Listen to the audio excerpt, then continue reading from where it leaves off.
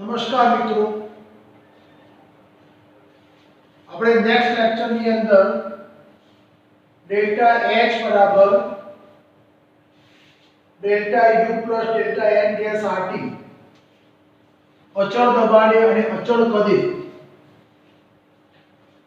આદર્શ વાયુ માટે એન્થાલ્પીનો ફેરફાર ડેલ્ટા H બરાબર delta U plus delta N gas RT વિશેની થિયરી આપણે ભણી ગયા. હવે આપણે આજે બે શબ્દોની ચર્ચા કરવાની છે. એક શબ્દ છે માત્રાત્મક ગુણધર્મ અને બીજો શબ્દ છે વિશિષ્ટ ગુણધર્મ. તો પહેલા તો માત્રાત્મક ગુણધર્મ એટલે શું અને વિશિષ્ટ ગુણધર્મ એટલે શું, બંનેના ઉદાહરણ દ્વારા સમજીએ.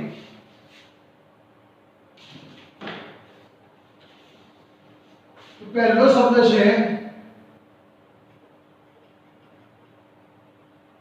માત્રાત્મક ગુણધર્મ. તો માત્રાત્મક ગુણધર્મ એટલે શું?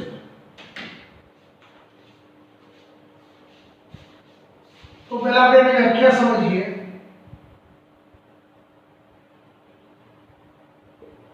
જે ગુણધર્મો દ્રવ્યના જથ્થા ઉપર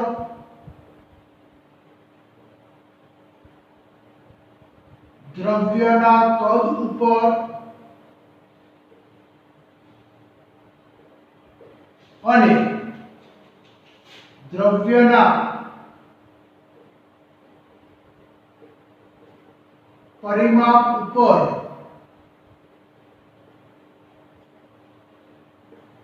આધાર રાખે છે તેને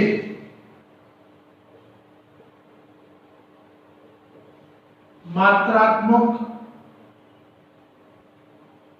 ગુણધર્મો કહે છે. કઈ કઈ વસ્તુઓ પર આધાર રાખે છે મિત્રો?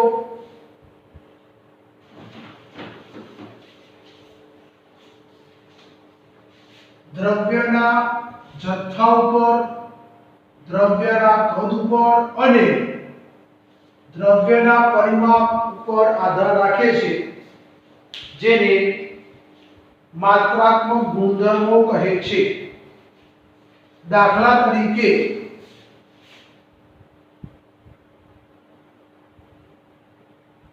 દળ, કદ, આંતરિક ઊર્જા,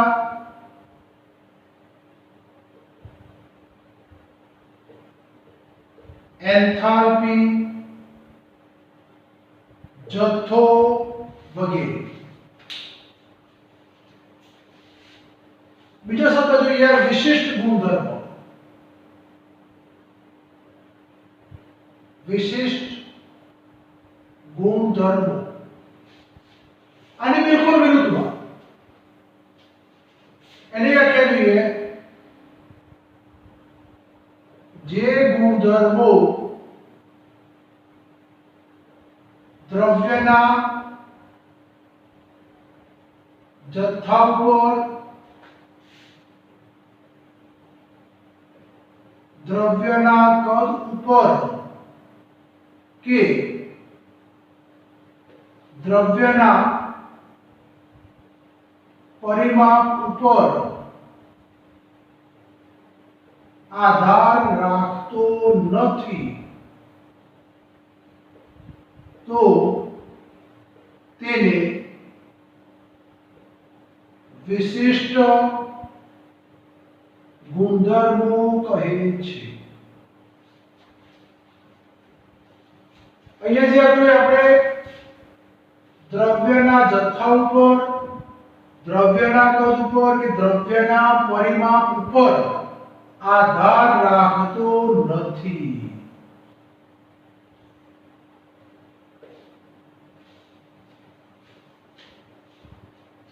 અહીંયા આધાર રાખે છે. આ બે વસ્તુ આપણે અહીંયા સમજવાની છે.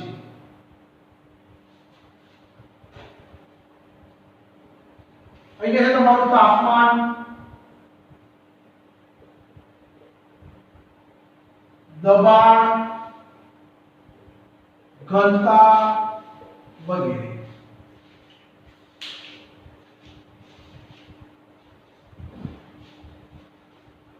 તો વસ્તુ આ યાદ રાખવાની છે. માત્રાત્મક એટલે શું? આધાર રાખે છે કોના ઉપર? તો એના જથ્થા ઉપર, એટલે કે દળ ઉપર, કદ ઉપર અને એના પરિમાપ ઉપર. એનું બંધારણ કેવું છે?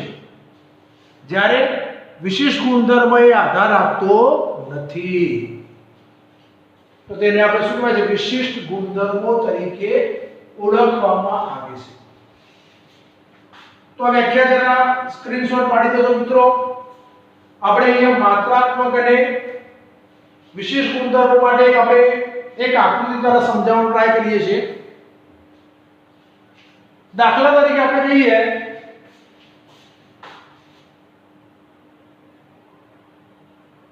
V પાત્રના ઘનમાં T તાપમાને એક વાયુ ભરવામાં આવે છે.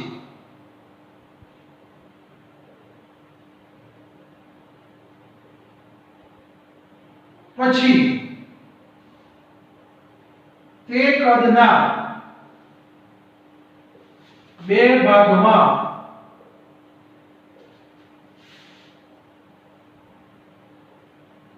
વિભાજિત કરવાથી તેનું કદ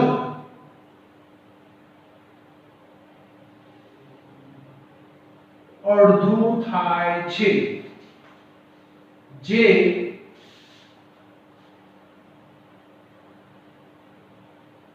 આકૃતિમાં દર્શાવેલું છે. કઈ રીતે મિત્રો? તો આ વસ્તુ સમજવા માટે આપણે એક લઈએ છીએ આકૃતિ. એ આકૃતિની અંદર જરા આપણે વ્યવસ્થિત રીતે સમજીએ. દાખલા તરીકે આપણું આ એક કદ છે, ઘન છે, જેની અંદર આપણે વાયુ ભરેલું છે.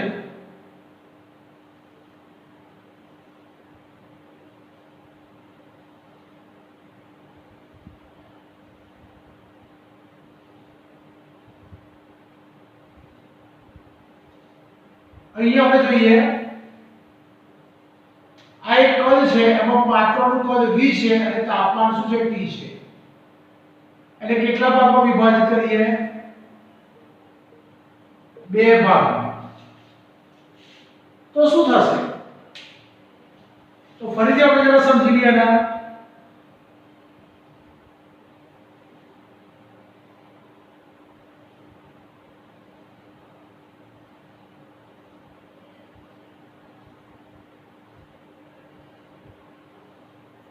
અહીંયા આપણે બે ભાગમાં વિભાજિત કરીએ છીએ.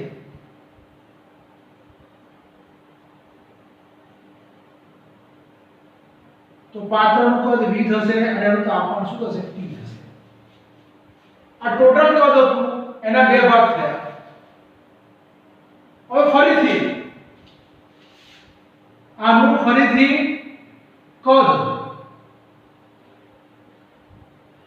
અડધું કરવામાં આવે છે. તો શું થશે?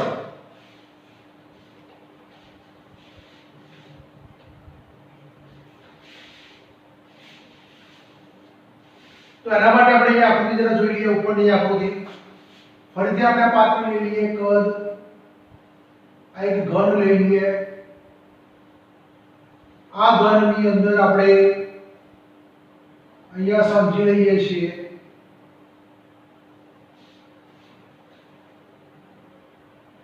ફરીથી જો કદ અડધું કરવામાં આવશે, બે ભાગ કર્યા પછી બી ફરીથી પાછળનું કદ કેવું છે? અડધું કરવામાં આવે છે. તો V ભાગ્યા 2 થશે અને તાપમાન શું થશે? T. તો એ લખી શકાય કદ અડધું તાપમાનમાં કોઈ ફેર પડતું નથી. તેનું કારણ શું? તો મિત્રો, કદ એ કયો ગુણધર્મ છે? માત્રાત્મક ગુણધર્મ. અને જ્યારે તાપમાન એ કયો ગુણધર્મ છે? તે વિશિષ્ટ ગુણધર્મ છે.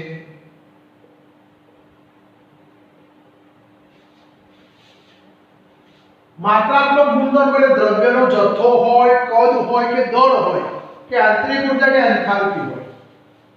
તો ફેરફાર કરવાથી શું થશે? ફેરફાર થશે. પણ તાપમાન એ કેવો ગુણધર્મ છે? વિશિષ્ટ ગુણધર્મ. એમાં કોઈ પણ પ્રકારનો ફેરફાર થતો નથી. માટે તાપમાન દરેકમાં શું થશે? અચળ. તાપમાન દરેકમાં શું થાય છે? અચળ થાય છે. જ્યારે તેનું કદ કેવું થઈ જાય છે? અડધું થઈ જાય છે. તો આખી આ જે ઘટના જે છે એને આપણે માત્રાત્મક કે વિશિષ્ટ ગુણધર્મ તરીકે ઓળખવામાં આવે છે. તો માત્રાત્મક અને વિશિષ્ટ ગુણધર્મ એટલે શું? એની આ તમારી સમજૂતી. હવે મિત્રો આપણે એક નવો પ્રશ્ન લઈએ છીએ. ઉષ્માધારિતા એટલે શું? ઉષ્માધારિતા એટલે શું તેના પ્રકાર સમજાવી Cp - Cv બરાબર R સાબિત કરો.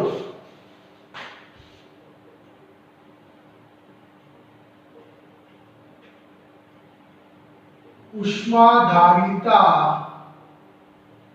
એટલે શું તેના પ્રકાર જણાવી Cp - Cv બરાબર R સાબિત કરો.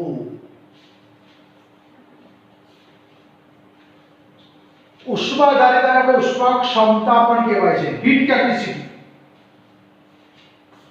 ઉષ્માધારિતા માટે શબ્દ શું છે?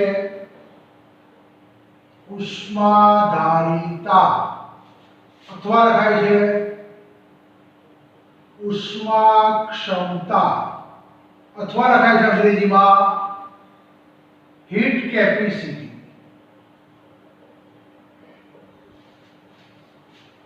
તો પહેલા લઈએ ભાઈ ઉષ્માધારિતા.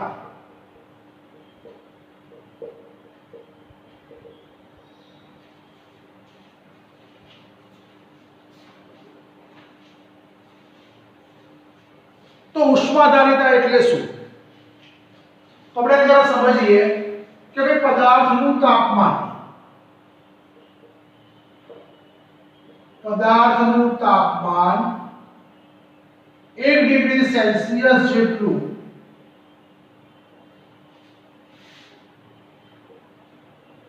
વધારવા માટે આપવી પડતી ઉષ્માને ઉષ્માધારિતા C કહે છે. એટલે કે Q બરાબર C ગુણ્યા ડેલ્ટા T.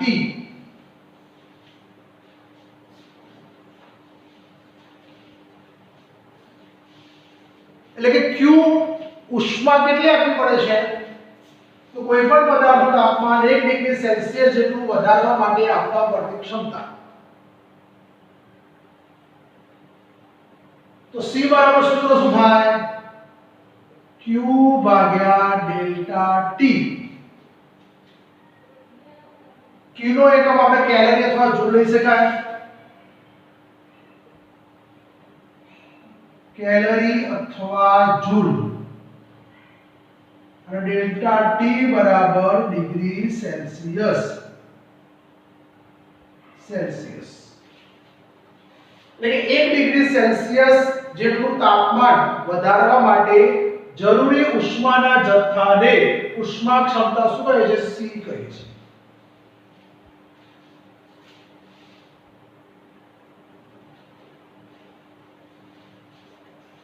જો સમીકરણ 1 ની અંદર સમીકરણ 1 માં ઉષ્મા ક્ષમતા C જાણતા હોય તો તાપમાનના ફેરફાર પરથી ઉષ્મા જાણી શકાય છે। એટલે કે જો C નું મૂલ્ય જાણતા હોઈએ તો ડેલ્ટા T બરાબર શરૂઆતના તાપમાન માઈનસ અંતિમ તાપમાન।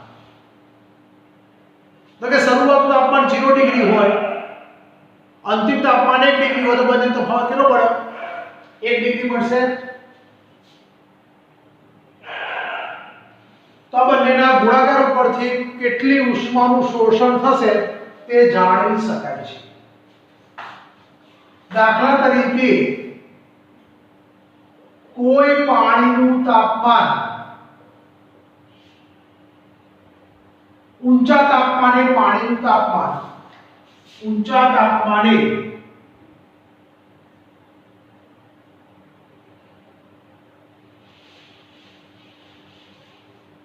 અથવા તો આપણે ઓળખીએ દાખલા તરીકે પાણીની ઊંચી ઉષ્માધારિતા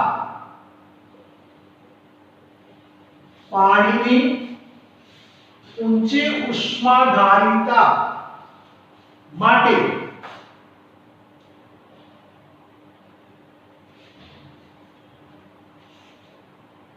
પાણીની ઊંચી ઉષ્માધારિતા છે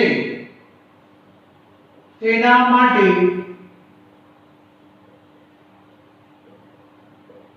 તાપમાનના તફાવત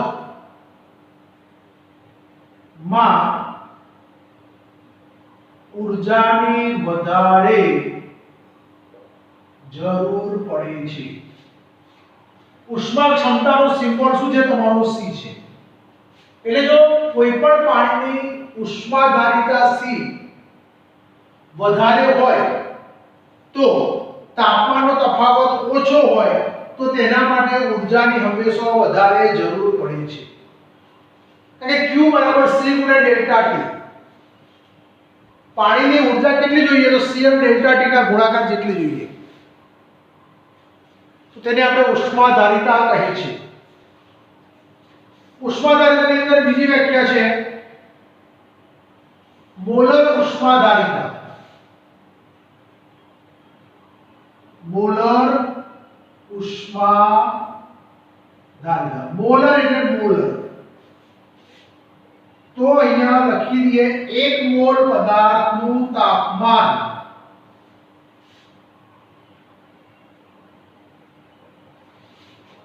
પહેલા એને શું લખેલું ભાઈ? પદાર્થનું તાપમાન। પણ જો મોલ હોય તો અહીંયા 1 મોલ એડ કરવાનું। 1 મોલ પદાર્થનું તાપમાન 1 ડિગ્રી સેલ્સિયસ જેટલું વધારવા માટે જરૂરી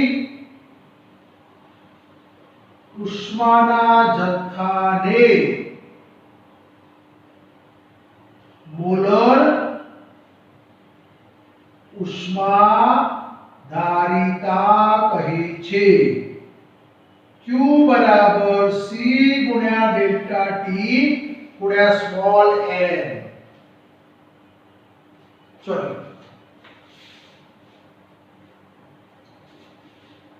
Cm बराबर C भाग्या n। 1 मोल पदार्थનું તાપમાન 1 ડિગ્રી સેલ્સિયસ જેટલું વધારવા માટે જરૂરી ઉષ્માના જથ્થાને મોલર ઉષ્માધારિતા કહે છે।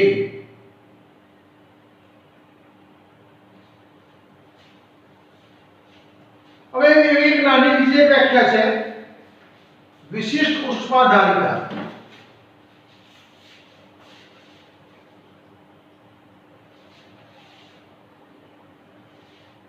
तो विशिष्ट के अंदर पदार्थ वजन लेવામાં આવે છે। વિશિષ્ટ ઉષ્માધારિતા માટે પદાર્થનું વજન લેવામાં આવે છે.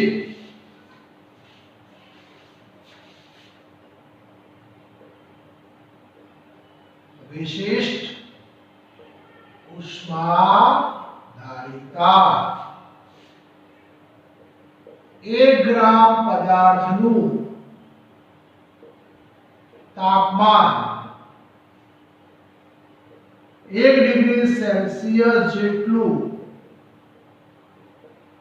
વધારવા માટે જરૂરી ઉષ્માને વિશિષ્ટ ઉષ્માધારિતા કહે છે. કેટલું? 1 ગ્રામ પદાર્થનું તાપમાન 1 ડિગ્રી સેલ્સિયસ જેટલું વધારવા માટે જરૂરી ઉષ્માના જથ્થાને વિશિષ્ટ ઉષ્માધારિતા કહે છે. Q બરાબર C ગુણ્યા m ગુણ્યા ડેલ્ટા T. m બરાબર શું કહેવાય? પદાર્થનું દળ.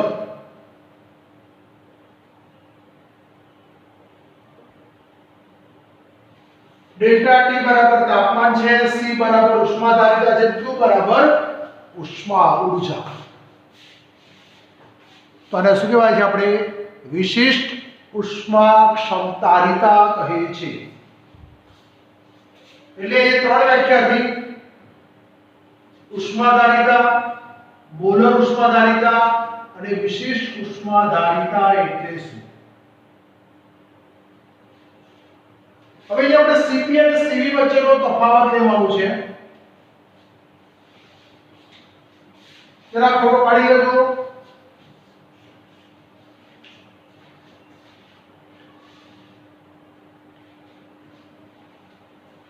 હવે આપણે અહીંયા લઈએ છીએ Cp અને Cv વચ્ચેનો તફાવત.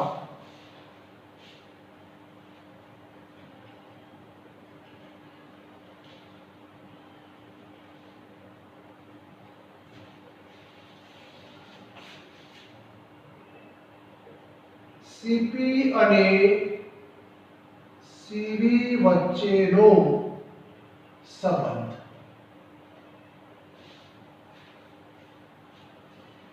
તો અહીંયા Cp અને Cv એટલે શું? તો અચળ દબાણ અને અચળ કદે.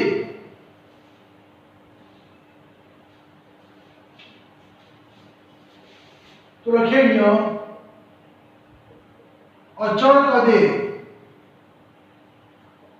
ઉષ્માધારિતા C ને Cv તરીકે, અચળ દબાણે ઉષ્માધારિતા C ને Cp તરીકે લખતા. તો અહીંયા આપણે દબાણ હોય તો P પ્રેશર, V એટલે કદ. તો એ લખી દઈએ ભાઈ અચળ કદે ઉષ્મા QV બરાબર CV into ડેલ્ટા T બરાબર ડેલ્ટા U.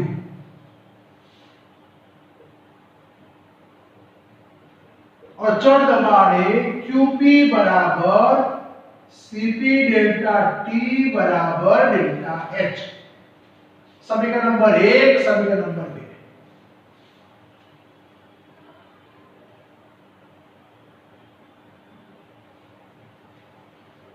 હવે આપણે અહીંયા ઉષ્માગતિશાસ્ત્રનો પ્રથમ નિયમ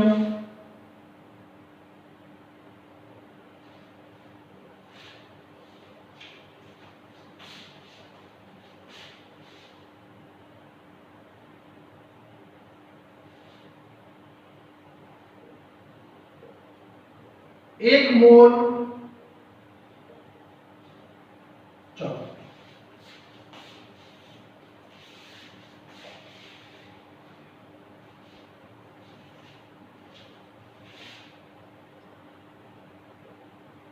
ઉષ્માગતિશાસ્ત્રના પ્રથમ નિયમ પ્રમાણે ડેલ્ટા H બરાબર ડેલ્ટા U વત્તા ડેલ્ટા N ગેસ RT આવું કહી શકાય.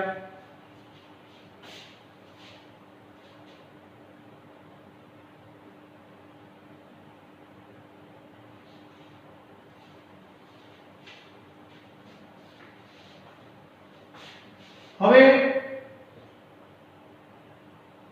સામાન્ય વાયુ સમીકરણ પ્રમાણે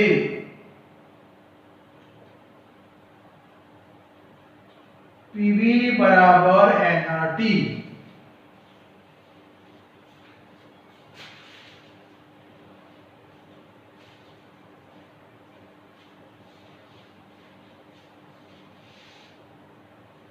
तो डेल्टा H बराबर delta U plus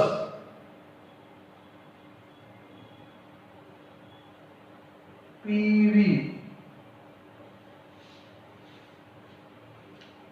delta PV पर PV बराबर nRT ये लिख दिए 1 मोल आदर्श वायु माटे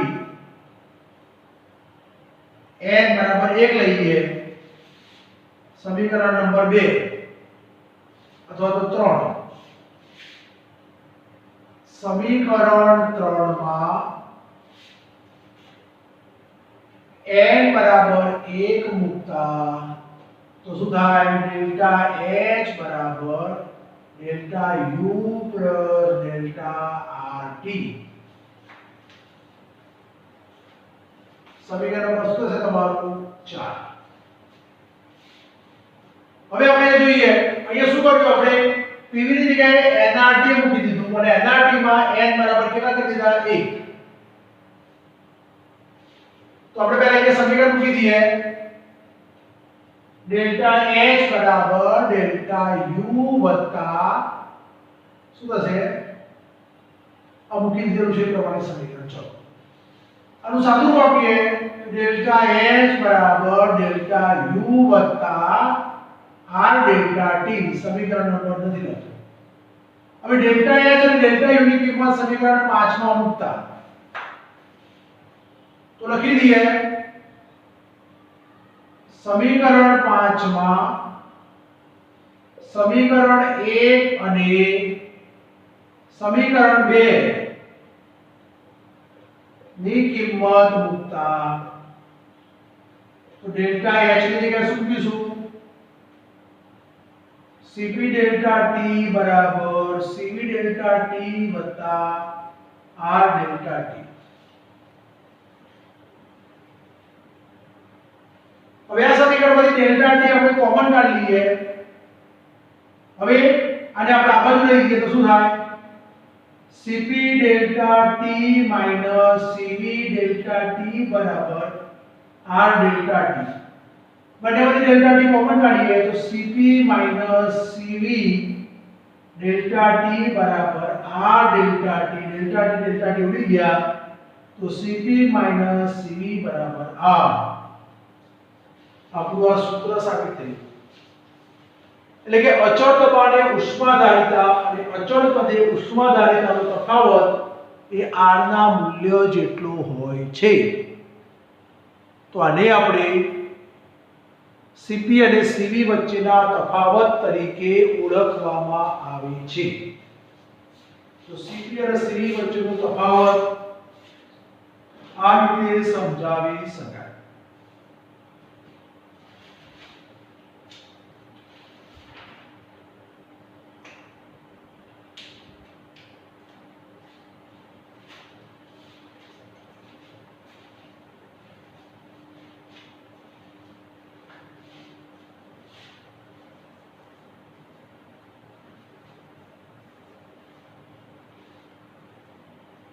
तो मित्रों आ Cp અને Cv વચ્ચેનો તફાવત આ રીતે લખી શકાય.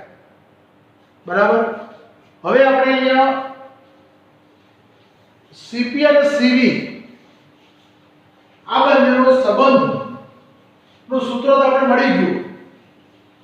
પણ કોઈ વાયુ માટે Cp અને Cv નો તફાવત મેળવવો હોય તો કેવી રીતે મેળવી શકાય એની આપણે ચર્ચા કરવાની છે.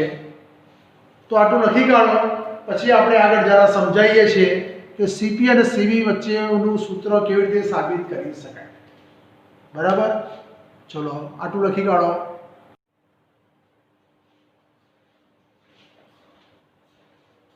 સીપી અને સીવી વચ્ચેનો તફાવતનું આપણે સૂત્ર મેળવ્યું.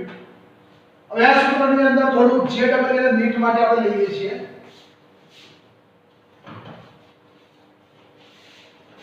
જે ડબલ અને નીટની અંદર સીપી અને સીવી આ બંને વચ્ચે સંબંધ દર્શાવતું સૂત્રમાં કઈ રીતે પ્રશ્નો પૂછાય છે એની આપણે ચર્ચા કરીએ છીએ.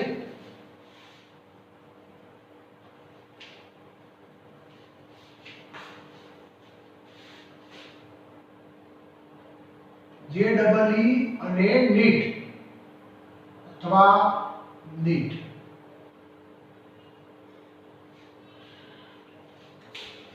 તો આપણે જે ડબલ અને નીટની ચર્ચા કરીએ છીએ એની અંદર સીપી અને સીવી માટે પહેલા ઉષ્માધારિતાની વાત કરી દઈએ. ઉષ્માધારિતા. તો ઉષ્માધારિતાનું મૂળ સૂત્ર શું હોય છે?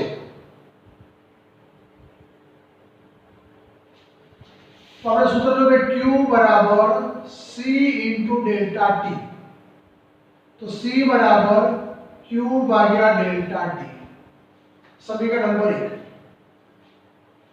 હવે એની અંદર શરત છે. શરત નંબર 1, જો સમતાપી પ્રકરણ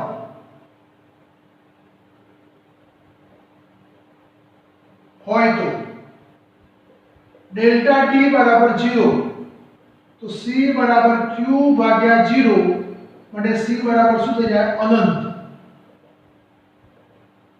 તો ઉષ્માધારિતા શું થઈ જાય? અનંત થઈ જાય. અને શરત નંબર 2, આ 1,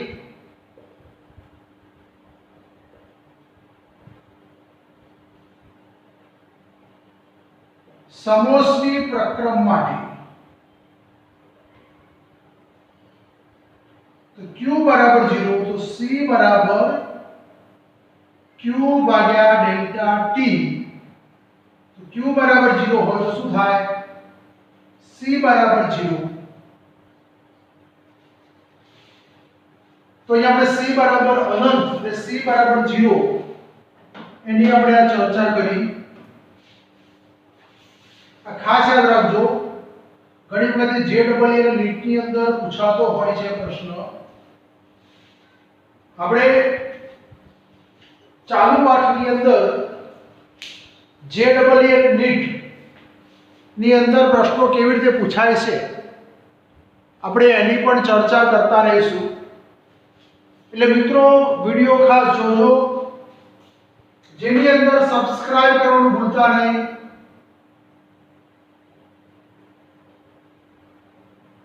અને લાઈક.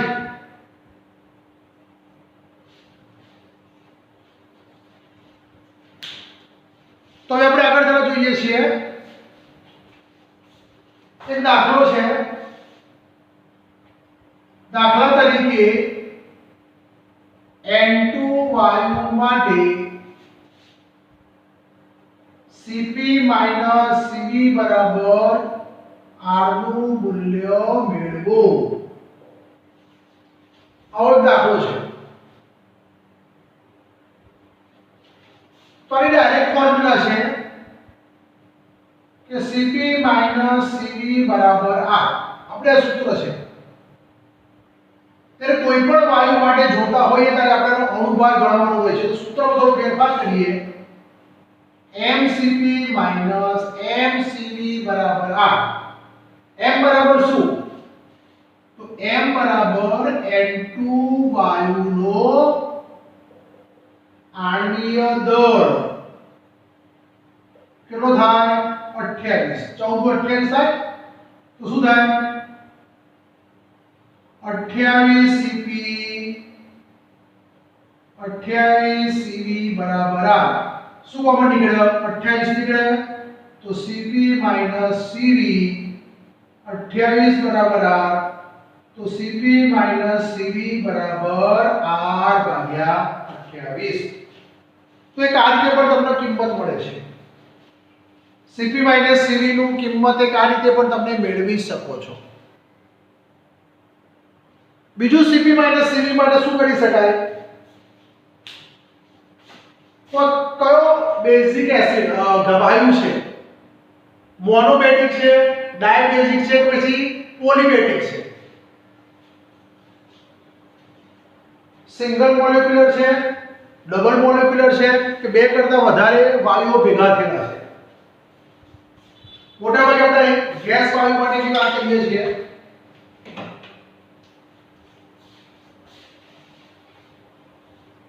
તો કેવી રીતે કરવું અને યાદ રાખો મિત્રો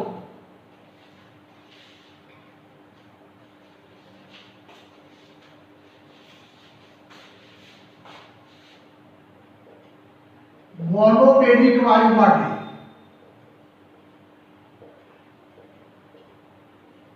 F બરાબર 3 લેવા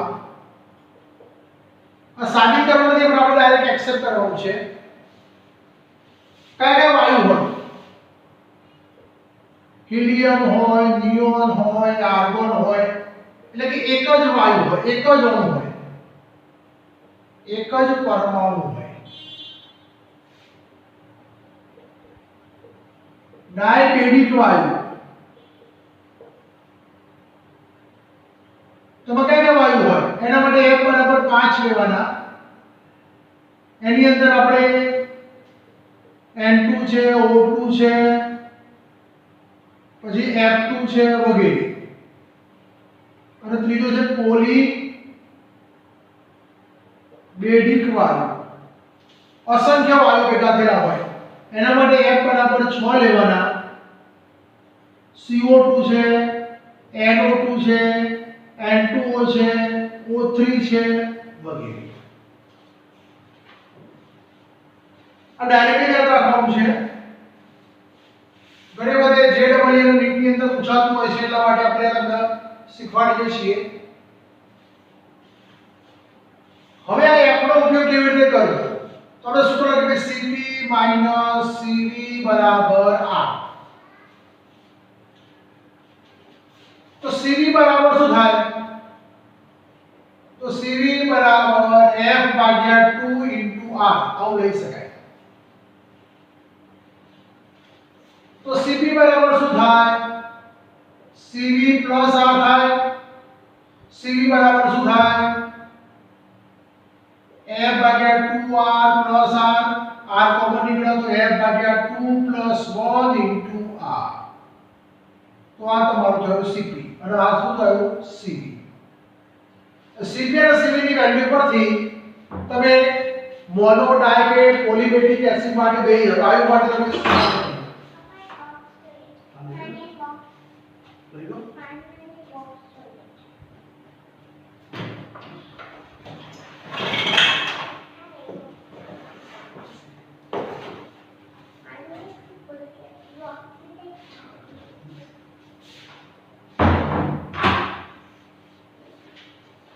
આપણે N2 વાયુ માટે CP CV વાળું સૂત્ર લીધેલું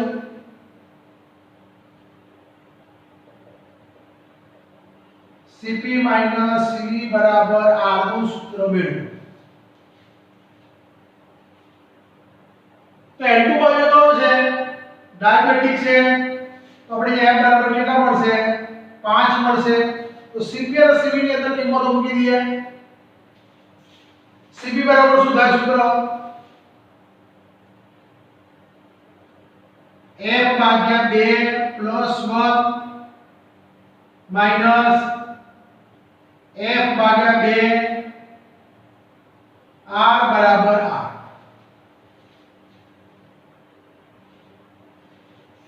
તો F નીકળ્યા છે 5 ભાગ્યા 2 1 R 5 ભાગ્યા 2 R બરાબર R 2 કે 2 7 ભાગ્યા 2 માઈનસ 5 ભાગ્યા 2 R બરાબર R તો શું થાય 7/2 * r 5/2 * r બરાબર r. તો 7/2 5/2 r બરાબર r. તો શું થશે r બરાબર r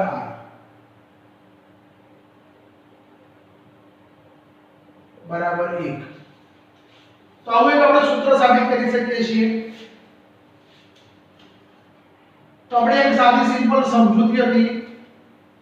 એ સમજૂતીની અંદર આપણે આ રીતે સૂત્ર લખી શકીએ છીએ અને જુદા જુદા પ્રકારના r ની વેલ્યુ મેળવી શકીએ છીએ.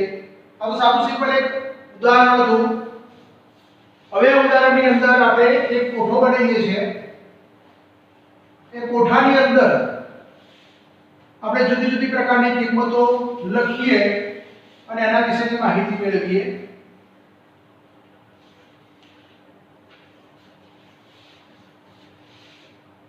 f ની કિંમત, cp ની કિંમત, cv ની કિંમત અને cp ભાગ્યા cv ની કિંમત. આના શું કહેવાય છે? આપણે ગેમા તરીકે ઓળખાય છે. અહીંયા આપણે મોનો વાયુ છે, હિલિયમ હોય, નિયોન હોય, આર્ગોન હોય. f માટે 3 લઈ લઈએ. ડાય વાયુ છે, એની અંદર N2 હોય, O2 હોય, F2 હોય અને પોલી વાયુ O3 હોય, NO2 હોય, N2O હોય વગેરે. આના માટે f બરાબર 5 લઈ લઈએ. આના માટે f બરાબર શું લઈ લઈએ? 6 લઈ લઈએ. અહીંયા પેલો Cv લઈ લઈએ, પછી Cp લઈ લઈએ. તો f ભાગ્યા 2 * r, f ભાગ્યા 2 + 1 * r અને અહીંયા શું થશે? Cp ભાગ્યા Cv બરાબર r. તો અહીંયા આપણે f બરાબર 3 મૂકીએ તો શું થાય? 3/2 * r, 5/2 * r, 6/2 બરાબર 3 * r. હવે અહીંયા બરાબર 3 મૂકીએ તો 3/2 તો 5/2 * r. આની અંદર 5 * 7/2 * r. આની અંદર શું થશે? 6/2 3 + 1 * 4r. હવે Cp ભાગ્યા Cv 5/2 3/2 તો 5/3 કેટલા થશે?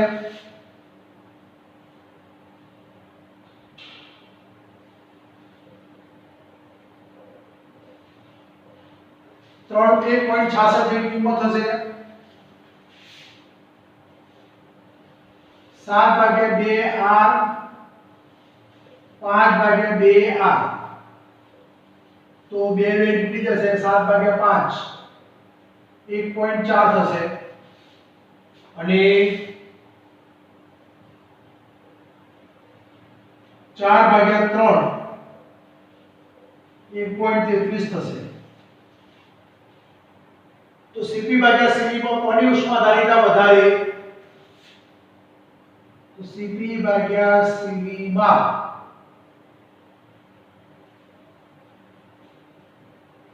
મોનોબેટિક, ડાયબેટિક અને પોલીબેટિક.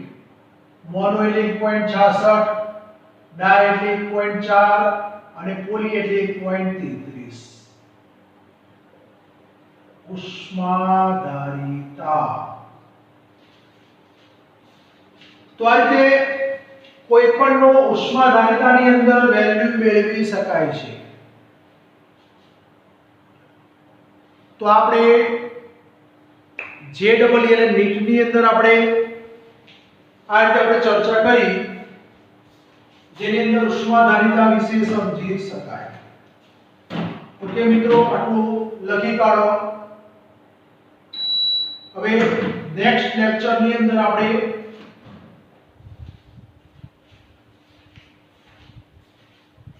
કેલોરીમીટર એટલે કે આંતરિક